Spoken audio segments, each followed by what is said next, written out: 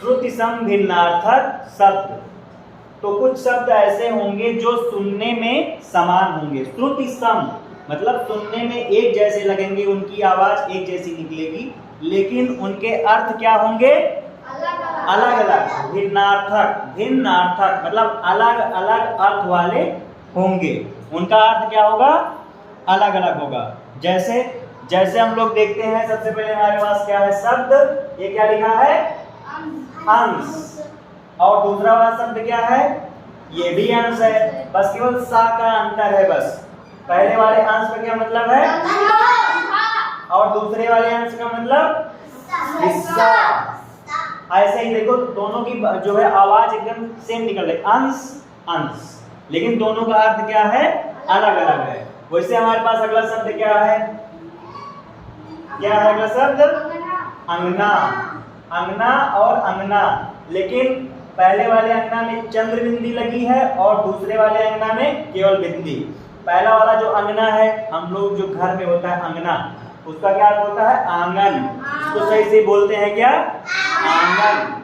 और दूसरे वाले अंगना का क्या अर्थ है? स्त्री, स्त्री महिला। उसके बाद हमारा आता है अभिराम और अभिराम। अभिराम और अभिराम। अभिराम मतलब होता है क्या? सुंदर, और अभिराम मतलब लगातार। थोड़ा सा अंतर है, सुनने में कभी कभी लगता है कि एक ही जैसी आवाज निकल रही है। ठीक, फिर उसके बाद आगे उपकार, अपकार। उपकार मतलब भलाई और अपकार मतलब बुराई। फिर क्या लिखा है? और दूसरा कूल, ठंडा ठंडा कूल वाला कूल नहीं, ठीक है। पहले कुल का क्या मतलब है? वंश। और कूल का मतलब किनारा, और वो कूल ठंडा वाला दूसरा होता है, ठीक है। फिर उसके बाद हमारा अगला शब्द क्या है? कोश और कोश, केवल सा का अंतर है। पहले कोश का खजाना और दूसरे कोश का शब्द संग्रह।